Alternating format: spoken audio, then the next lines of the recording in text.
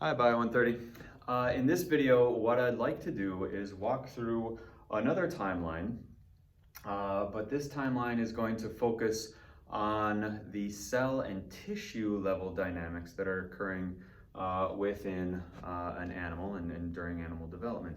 The information about these processes tends to come from somewhat larger animals. Primarily a frog called Xenopus laevis and a fish, zebrafish. Those are two major models for larger types of cell and tissue dynamic studies. And so that's where most of our information comes from. But again, like we talked about with chapter 19, we see evidence for and assume that similar things are going on in humans. So I'm going to talk about this kind of being the general animal development steps. So again, we start back talking about sperm meeting egg. Okay, starting there, giving ourselves a time point that we can keep going back to. And remember, sperm are carrying a haploid nucleus, as are eggs. And once sperm and egg fuse, we have this thing, a single cell called a zygote. The zygote houses a nucleus that is 2N or diploid. Okay, so these two cells meet, sperm and egg meet, and actually a number of things happen. And so the lecture dives into these three major processes, and there are molecular details that are involved with every single one of these. But for the purposes of this video, I'll just highlight the fact that you have the process of, or a set of reactions called the acrosomal reactions that occur first. And so the acrosomal reactions are XN, just means reaction, shorthand.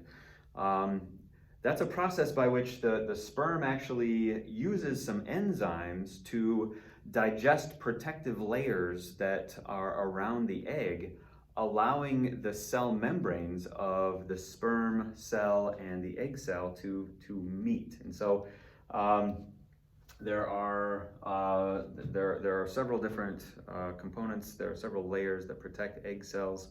And so the sperm essentially has to make its way through those, and it uses these acrosomal enzymes, as they're called, to get at the egg cell itself, the egg cell membrane. Okay? Once a single sperm cell is successful in wiggling through and getting access to that egg cell, the egg senses that and actually goes through a few different processes that we collectively call egg activation. Okay? One of the more important steps in egg activation is the creation of a hardened shell around the egg. Okay?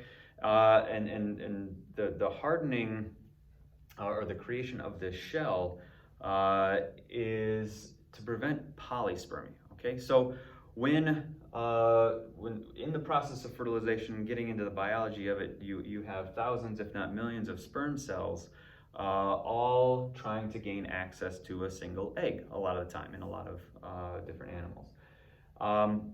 But in humans, as well as several other animals, you want 1N plus 1N to make a 2N cell. You don't want two 1N sperm to get into an egg cell to create a 3N cell. That's bad. That's not going to develop properly. And so part of egg activation, one of the more important steps, is the prevention of multiple sperm getting into an egg. A common misconception that I find students sometimes bring with them to BIO130 is that multiple sperm cells fertilizing a single egg is how you get twins. Okay, That's not how that happens. There are two types of twins, either monozygotic twins, where down after a zygote has formed, once it's multicellular, it actually comes apart and splits into two entities that then both develop into individuals, and that's monozygotic, or those are identical twins because they share a single genome. Their genome was created, and then later on, the structure, the embryo, divided into two embryos. Dizygotic twins is when there are two eggs that are fertilized at the same time. And so usually in humans, but this isn't the case for every animal, but usually in humans, you have just one egg produced during ovulation that enters the fallopian tube. But sometimes mistakes are made and two eggs come out, and both can be fertilized, and that's how you get dizygotic twins. Di meaning two zygotes. And dizygotic twins are your fraternal twins. They are basically just as much related as brother and sister. Those were two different fertilization events. And so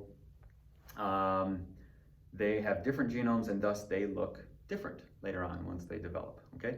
And so it's a bit of a tangent, but that's how twinning occurs. Twinning does not occur by multiple sperm cells fertilizing a single egg. That does not happen, that's bad. Okay, that's polyspermy, that's bad. Okay, so single sperm meets single egg, and we get this egg activation that helps prevent polyspermy. And then after egg activation, you have, for a short period of time, you actually have two nuclei floating around in a single cell. You've got the egg cell nucleus, that's one end. You have the sperm cell nucleus, that's one end. And then those nuclei are brought together during their time apart, while before they have fused. They're called pronuclei. And so we have this process, pronuclear fusion, that's going to be the final step of fertilization, we say. So once you have pronuclear fusion, you have a single nucleus. Those two one-end genomes have mixed now. Now you've got a two-end nucleus inside a single cell, and now we have a zygote, okay? That zygote, as mentioned in the last lecture, is going to go through a process of cleavage, okay? And cleavage is a special name given to the first few or first several rounds of cell division. And so we give them their own designation. We call this, or we give it a special name because these cell divisions do not look like your classic cell division cycle, all right? There is replication occurring, but essentially these cells, the zygote on through the first few cell divisions, are only either in S phase and synthesizing things and synthesizing DNA, or in mitosis. They go back and forth. And so there are modified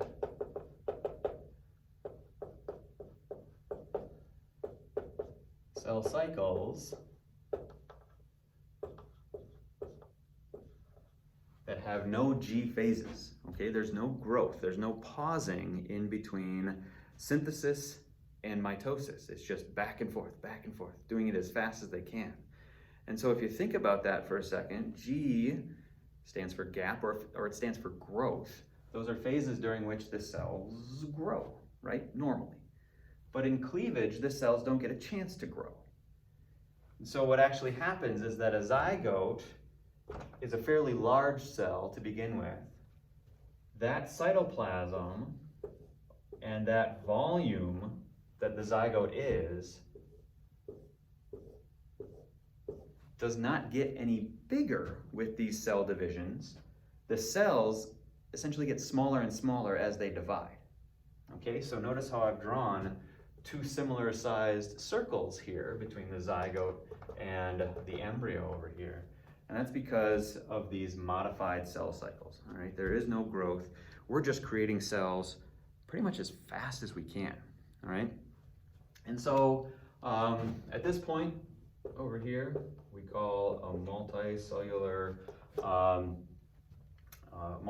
structure at this point an embryo.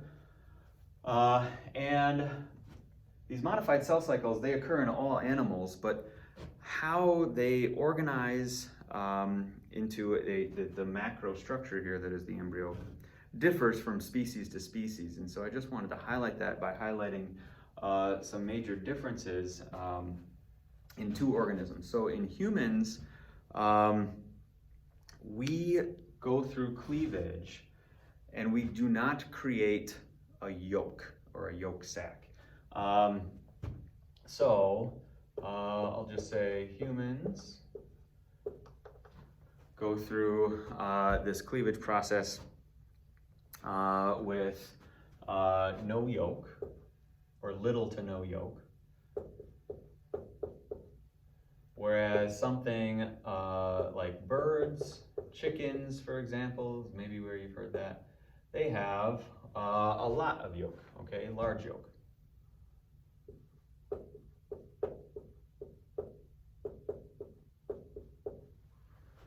Now, that yolk term, I haven't really introduced that at all.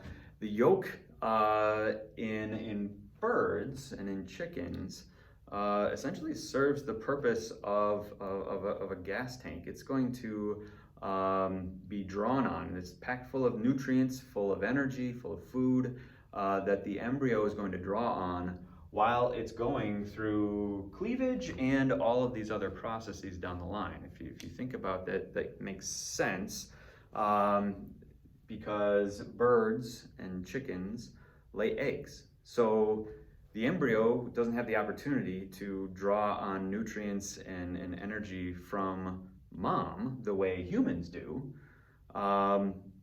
They have to have another source, all right? And so that yolk is the source of energy. And so you can kind of think of an egg kind of like a seed because a seed is packed full of nutrients, right? That endosperm is packed full of nutrients that the baby plant draws on during those early stages of development. Well, same idea here, gas tank that is going to fuel energy or fuel development. Okay, so now we have multiple cells in our embryo, and cells are starting to be told what they're going to become, where they're going to go, what their job is going to be in the adult body, that cell determination. But then with that, you have some major shifts at the tissue level that will kind of rearrange cells within this embryo, okay? And so the first big shift is this process called gastrulation. All right, so gastrulation takes place and it gives us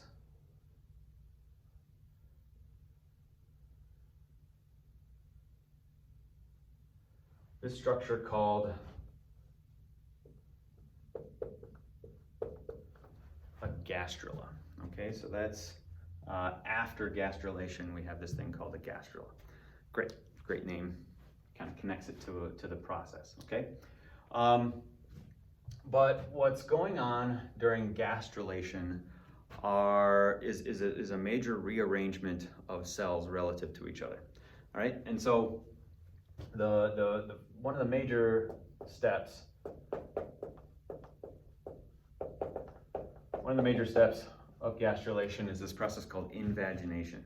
Okay, invagination is the process by which cells on the surface, on the outer part of this sphere, of this ball of cells, will start to be pushed inward towards the interior. Okay, and so in an embryo just before gastrulation, there's actually a pocket, a space, a fluid-filled space inside the embryo that the outer cells are going to kind of be pushed into, and that pushing in and then continuing process of being pushed towards the interior is called invagination. Okay, so that's one of the early steps. And so invagination is then fueled or is propagated by a process called involution.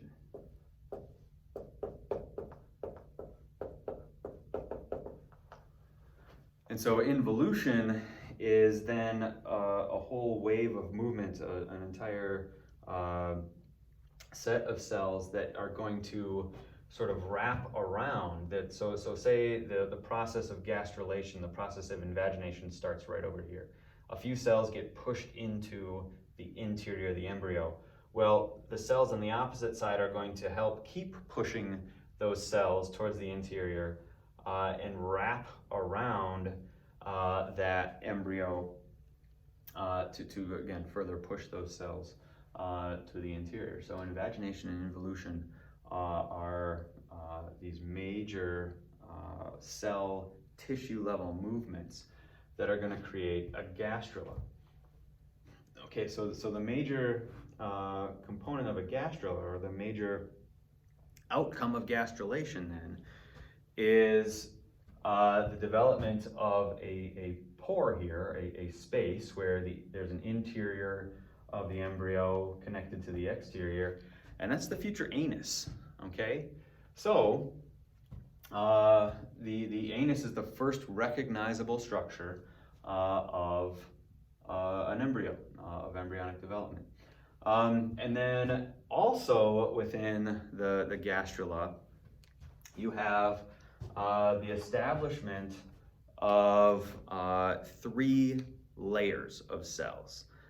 These 3 layers, I'm not going to try to draw them in here. You can look at the lecture slides to kind of see what I mean. But these 3 layers are called the ectoderm,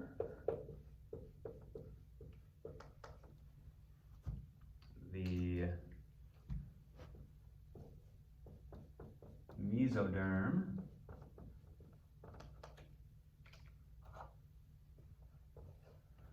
and the endoderm. Okay, so the ectoderm is the outer layer, and so ecto meaning outer. Meso is in the middle. Now it's just the interior of the ectoderm, but then interior to it is the endoderm. Endo meaning inner.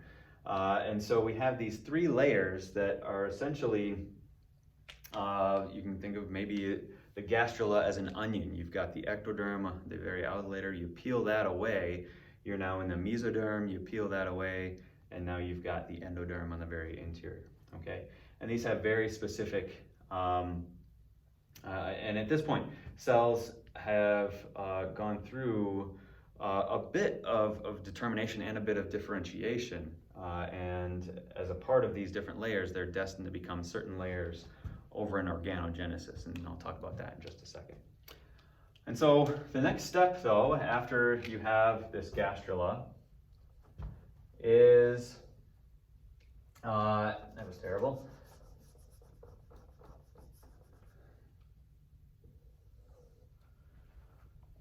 Is now a step that we call neuralation. Okay, and so neuralation involves the ectoderm. The ectoderm, the outer layer, is going to deform in such a way. It's outlined in the lecture slides. I'll direct you to that. But essentially, the ectoderm does a bit of moving as an entire layer of cells to push in cells a little bit and create a tube within the outer layer, within the ectoderm. And so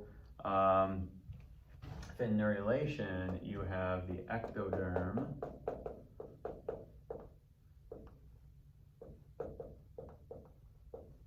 forms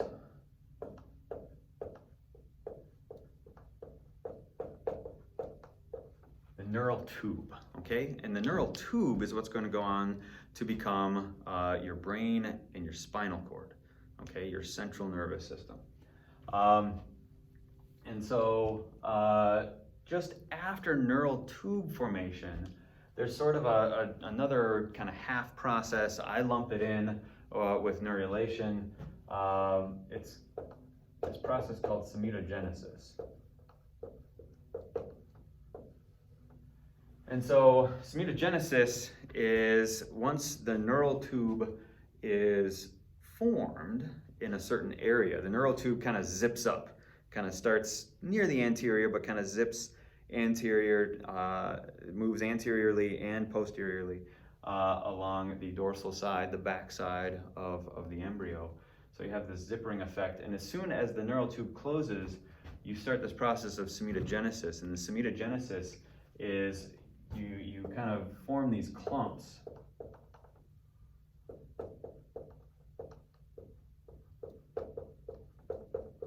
You form clumps of cells, these balls of cells that form in pairs, so they kind of just dot along either side of the neural tube.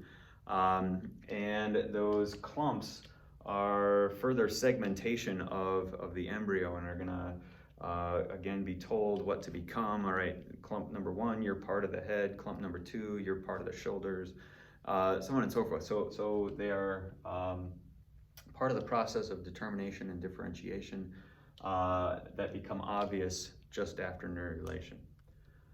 Okay, so then once we have neurulation occur, we have a neurula. Great names, tell us exactly where they occur, attach them exactly to a process for us. Great. And after, once you have a neurula, you have one of the major tissues of the adult body pretty well defined. You don't have every cell type yet, but you've got the brain and the central nervous system, the central nervous system. And then the rest that is done is actually takes up the majority of the time in human development is this process of organogenesis. And so organogenesis, as the name describes, is is kind of the process of completion of determination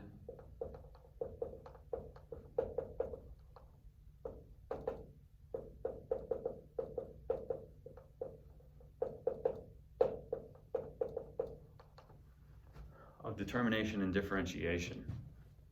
All right, it is the genesis of organs, okay? Organogenesis. And so this is a very long process, as you can imagine, and involves the formation of all of the recognizable limbs and all of the recognizable tissues and organs that are found in the adult body. And so a connection I want you to make is that these 3 germ layers that were formed back with gastrulation are going to play out and become, or cells from those layers are going to become certain cell types in the adult body. And so from the ectoderm, we get skin, and as I said, the central nervous system.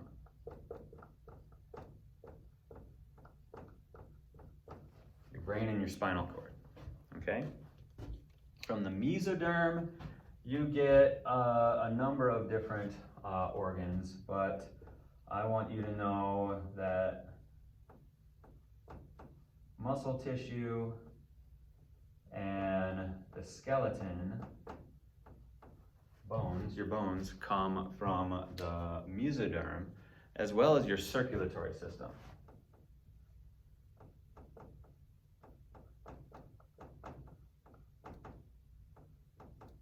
Those are the big ones.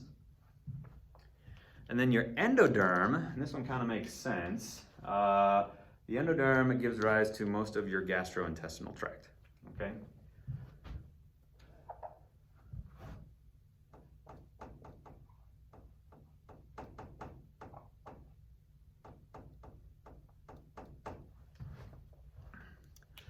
Okay, and so that's your stomach, your intestine, and then it also gives rise to a couple of the organs that are involved in regulating your digestive tract, but really, this is what I want you to know, okay? So ectoderm, skin, central nervous system. Mesoderm, muscle, skeleton, and circulatory system. Endoderm gives you your digestive tract, all right? So that is all of the steps, the general steps that encompass the cell and tissue level dynamics that go on during development.